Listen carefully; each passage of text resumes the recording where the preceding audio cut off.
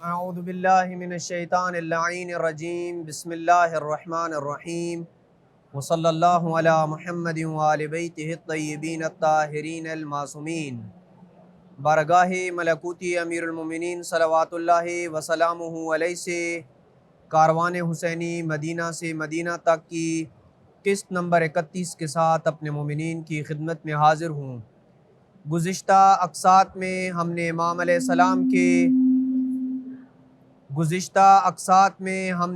السلام کے مکہ مکرمہ میں قیام کا تفصیلی تذکرہ کیا تھا، اور آج سے مکہ اور عراق کے رستے کی منازل کے واقعات کو بیان کرنے کا سلسلہ شروع کر رہے ہیں۔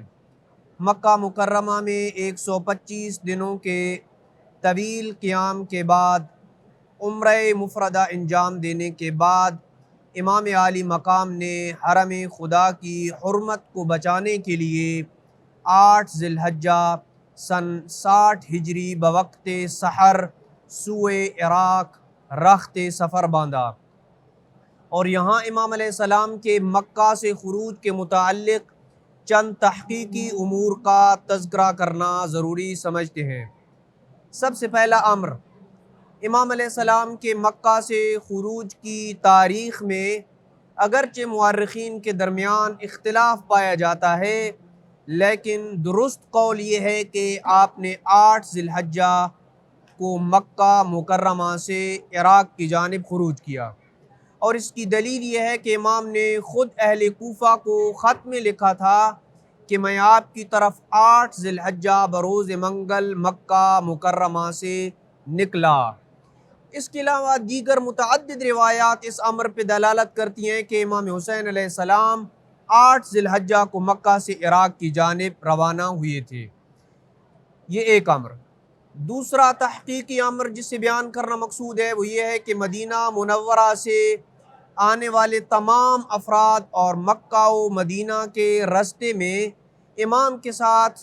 کاروان حسینی میں شامل ہونے والے تمام افراد کے ساتھ امام مکہ سے نکلے، یعنی مکہ اور مدینہ کے رستے سے جو امام علیہ السلام کے ساتھ شامل ہوئے تھے، یا جو مدینہ کے ساتھ افراد امام علیہ السلام کے ساتھ مکہ میں ملے تھے، وہ سارے کے سارے امام کے ساتھ کربلا کی طرف روانہ ہوئے تھے، سوائے جناب مسلم ابن عقیل اور سلمان بن رزین کے، کیونکہ امام علیہ السلام نے جناب مسلم کو کوفہ جبکہ سلمان بن رزین کو بصرہ کی طرف اپنا خط دے کے روانہ کیا تھا۔ اسی طرح مدینہ کے علاوہ دیگر شہروں سے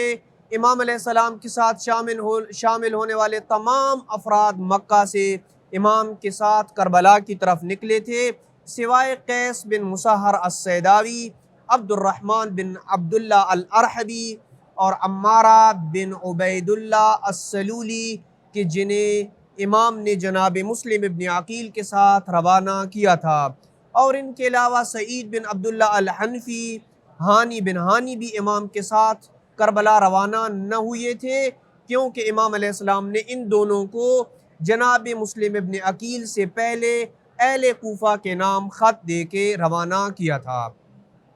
تیسرا وہ تحقیقی امر جسے بیان کرنا مقصود ہے وہ یہ ہے کہ مکہ سے امام عالی مقام کا بوقت سحر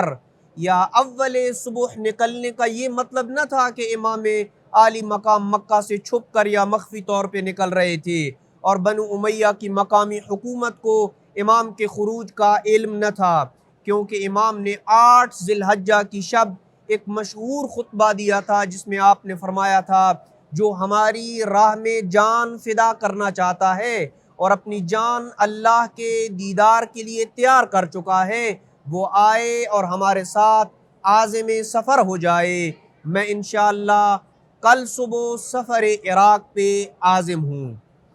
اور شاید امام نے مکہ سے خروج کا جو وقت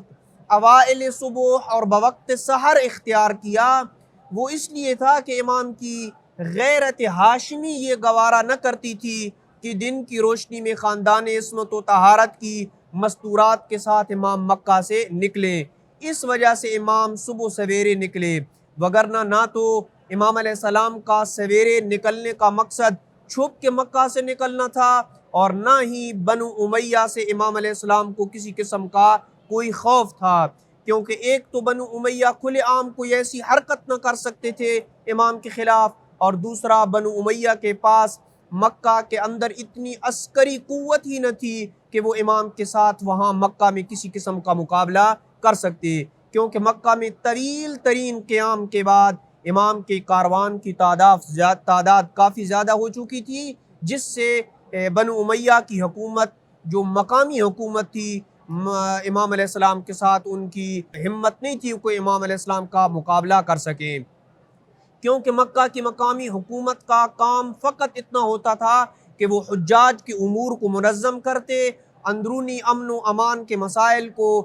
حل کرنا ان کی ذمہ داری تھی، اور چند ادارتی امور کی دیکھ بھال کے سوا مقامی حکومت کا کوئی کام نہ تھا۔ اس لیے ان کے لیے امام علیہ السلام کو چھپ کے قتل کرنا تو ممکن تھا، کیونکہ اس کام کے لیے کسی بڑی عسکری قوت کی ضرورت نہ تھی، لیکن کھلے عام اعلانیہ طور پر امام علیہ السلام کے ساتھ جنگ کرنے کی طاقت ان میں قطعاً نہ تھی۔ اور اس بات کی دلیل یہ ہے کہ مکہ یا مدینہ میں جتنے بھی انقلابات آئے ان میں وہاں کی موجودہ افواج اور افرادی قوت ناکافی ہونے کی وجہ سے مکہ سے باہر سے عسکری قوت کو منگوایا جاتا تھا، جیسے کہ واقعہ حرہ میں یا دیگر جو واقعات پیش آئے ہیں مکہ اور مدینہ میں باہر سے بہت بڑی عسکری قوات کو بلایا جاتا تھا۔ پس واضح ہوا کہ امام علیہ السلام نے یہ گفتگو، یہ خطبہ جو دیا تھا وہ کھلے عام دیا تھا، اور ہر ایک کو پتہ تھا کہ امام علیہ السلام